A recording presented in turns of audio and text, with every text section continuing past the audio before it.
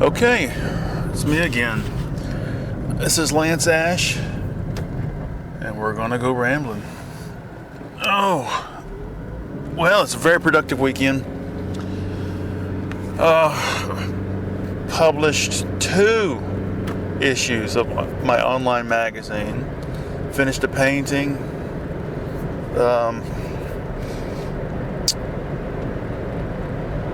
I'm running out of time life-wise, so I'm boiling things down.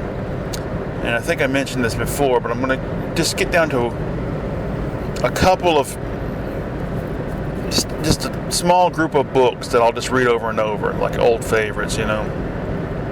But before I begin, there's going to be a group of German books and a group of English books. And before I begin the English one, I wanted to get Visions of Cody out of the way. It's basically the only Jack Kerouac book only Jack Kerouac book that I haven't read. I've been wanting to read it for years. Started it many times. Anyway, I'm almost halfway done with it, and it's really not very good. A colossal chunk in the middle of the book is a transcription of several nights of tape recordings that he made of him and Neil Cassidy and some other people talking while they're stoned, and it's just nothing. It's really bad.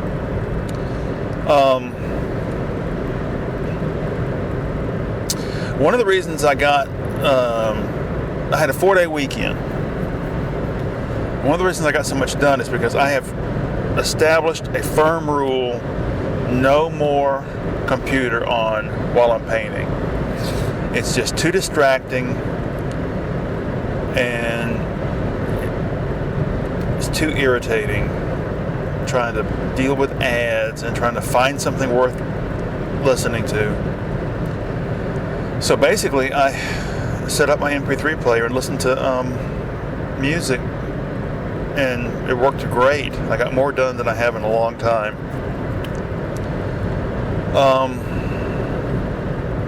Let me think. Oh, the reason for the 4-day weekend, I already had Thursday night off for a dentist appointment, but I decided to call in on Wednesday night as well because I was just beat. And other people seem to have no problem calling in when they're dead tired. So I called in. I hope it's not that I'm getting older, because that's not what it feels like. I don't feel decrepit.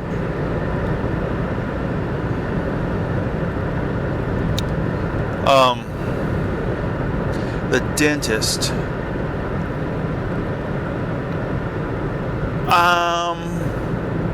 I like this new dentist I've been going. This is the 4th time I've been to see him, I think. Yeah, I really like this guy. But he's an old man. He'll be retiring soon, and I'll be forced to see what happens next.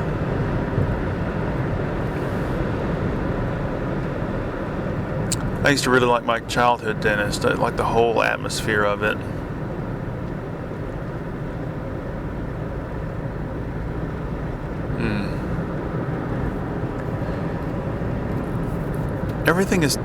All my memories are tied to bad memories. Anytime you think of something good, you immediately go, oh, but then the time you did this, or, you know. God, this guy's truck in front of me stinks. Hold on, I gotta figure out what to do here. We watched a lot of David Attenborough video or documentaries the last week or so, and the particular series we're watching is all about how the earth is just slowly being destroyed by humanity, and it's really depressing. And we're watching these things, and it's like, And here, this is the last remaining untouched rainforest in the world, and it's already shrunk by 80%. And the first thing that runs to my head is, they don't give a shit. These fucking capitalist bastards. All I think of is, oh, look at all the logs, all the timber we could cut down there, and then we could put up a McDonald's, and oh God.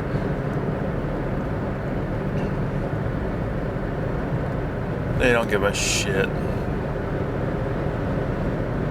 See, because they have no way of establishing, just enjoying something, just appreciating something in and of itself, that's an alien concept to these people.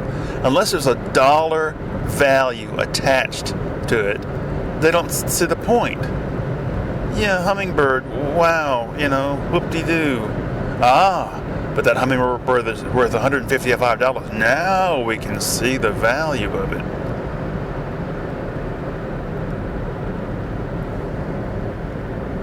I wonder if I should stop and get gas. I really don't want to. Oh, I'm gonna miss the whole battery-powered thing when we we're supposed to get the Subaru tomorrow.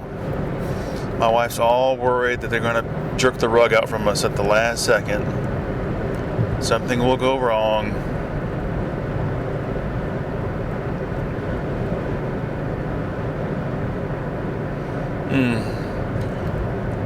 I did watch a couple of things online this weekend, though. I watched I skimmed through a documentary about Alice Cooper. Oh my God. What a fool he was to break up the original band. And yes, you can say, oh, he went on to even greater stardom later. Is that a guy? But he did it without the people who helped him get to that point.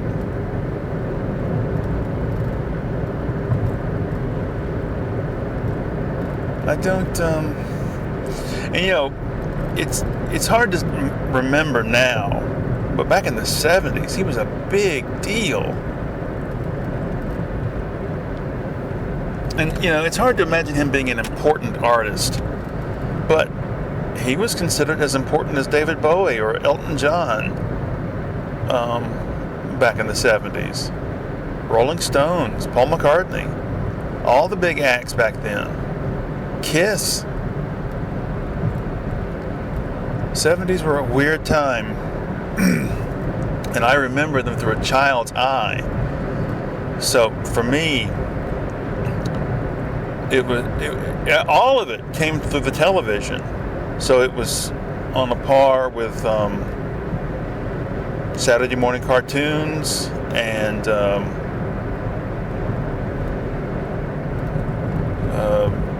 game shows. You'd have a taste of all that stuff on primetime television shows as well.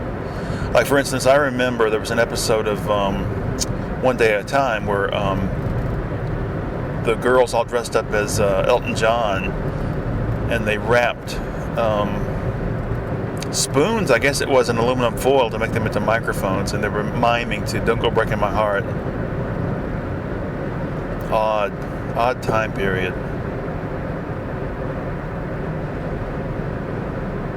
Just watching some of the scenes of Alice Cooper in concert from like 74 or 5 brought a lot of that back into my mind. Oh, I don't want to get gas. I got 30% of a tank. I guess I'll just roll the dice. Might have to get gas on the way home. I don't want to do that. Yeah, that's right. Get out of my way.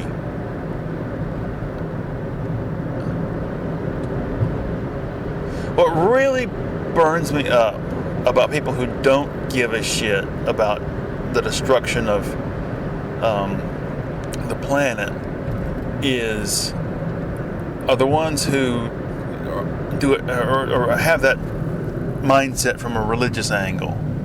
Either it doesn't matter, man was made master of the earth so we can do what we want, or the Bible doesn't say that man will destroy the earth, it says that God will, so there's no way that we possibly can.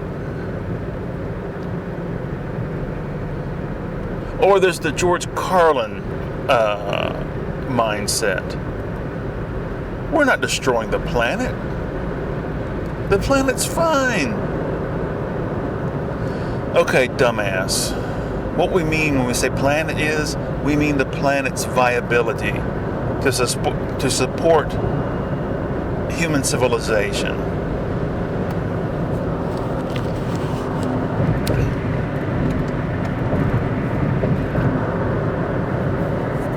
Oh dear. You know, if I had a central theme for these shows and I could put that in the title, I would get more views. This whole flap today and yesterday with Marjorie Taylor Greene hailing Jack Teixeira as a hero is just ridiculous. And this is the thing. Okay, the invasion of Ukraine happened while Biden was the president. Biden is doing what he can to help Ukraine and therefore against Russia. Now, since it happened while Biden's in office and Biden is taking these steps, the Republicans have to be against it. They have to. They can't say that anything Biden is doing is good, so therefore by default they're on Russia's side. If the invasion of Ukraine happened while Trump was in office and Trump was starting to help Ukraine, it would be a totally different story. And that's the sick state of our politics in this country today. That's the poisoned situation with the Republican Party. No matter what Biden does, they have to take the opposite view. Because they've already said the Democrats are the enemies of America. They're anti-American. We're pro-American. So therefore, whatever they do, we must do the opposite.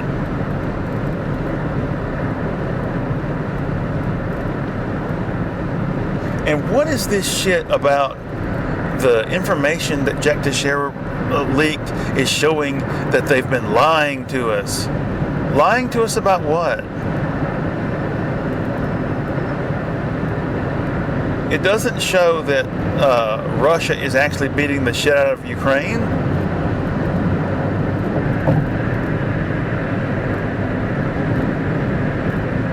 Oh, God.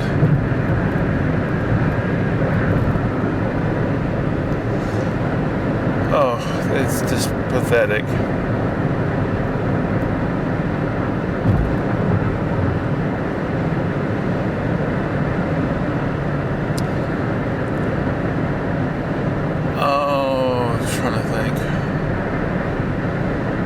Stomach hurts.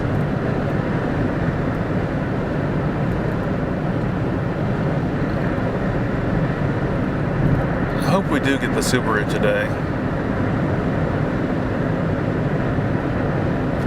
Every time I look in the rearview mirror and I see somebody flying up on my butt, I think of the quote from Toy Story: "Buzz and Woody coming up fast."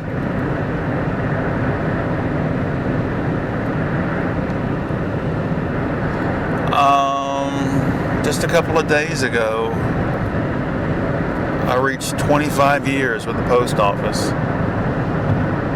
Never, ever thought I would be there this long. I contacted somebody I used to work with, this woman. She retired. They had an early out option several years ago, and she took it and she retired. And I always thought of her as being there much longer than I had. So I said, I reached 25 years. And she goes, "Oh, you made it a year longer than I did." Jesus.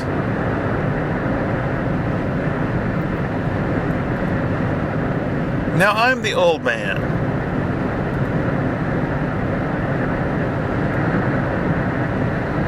How much longer can I keep going?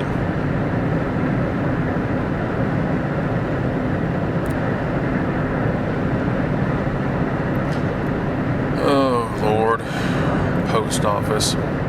It's a joke. A joke.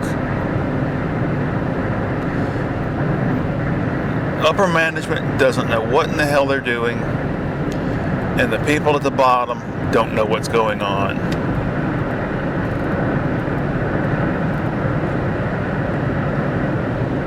It's kind of like the Republican thing. The Republicans don't really give a shit. Why did he cut so sharp in front of me like that just then? What a jackass. Wish I had magic powers.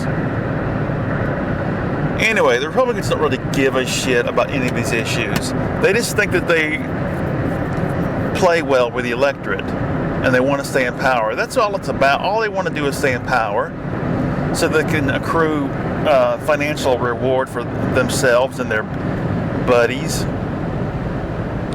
And the same thing is true with upper management at the post office. They don't really give a shit. All they want to do is get scores up on some tally. You know, our B12 scores are up. That's good, because that means next year I can demand a bonus.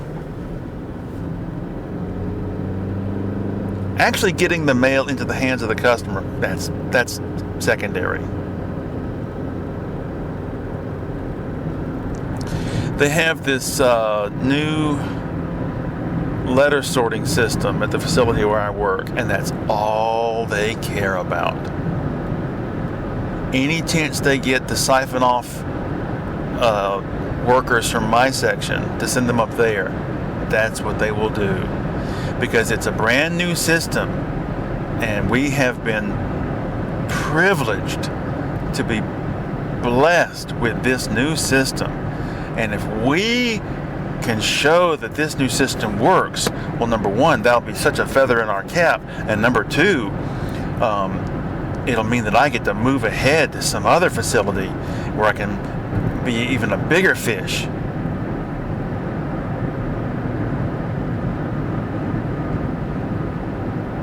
You ought to see it. It's just great big conveyor belts with little boxes full of letters trundling along on them.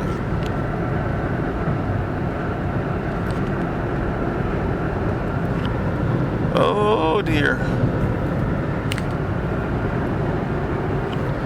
Oh.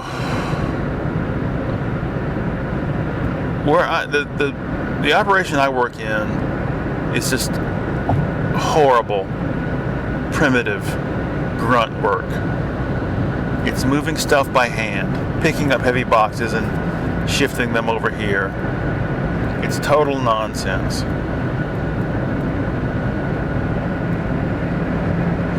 When you go through orientation at the post office, they tell you, when you sort by the zip code.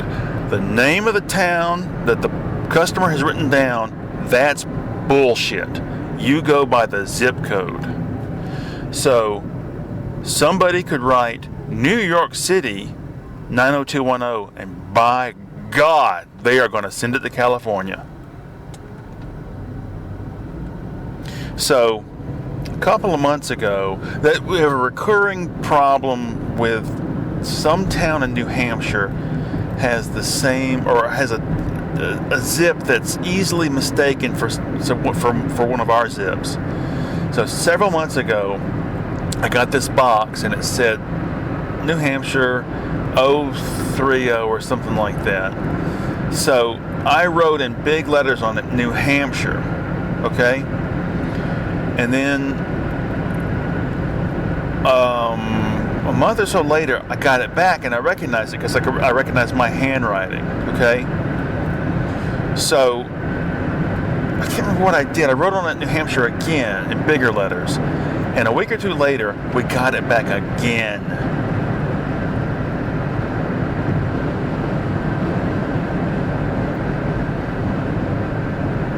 If you wonder what happened to your package, look no further than the stupidity of the people who run the post office. You know, see, the Republicans can't criticize each other. Not much anyway. I'm shocked that Southern sissy boy Lindsey Graham had the temerity to criticize Marjorie Taylor Greene's attitude lately. But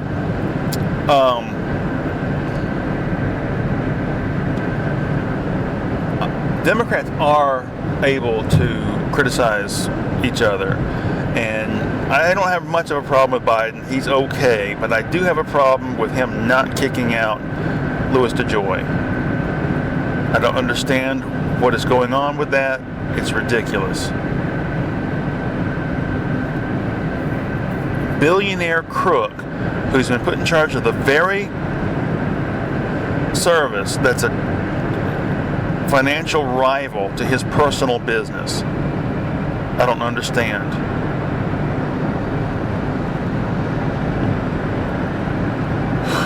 God. Well, I'm just about out here. So I guess that's it.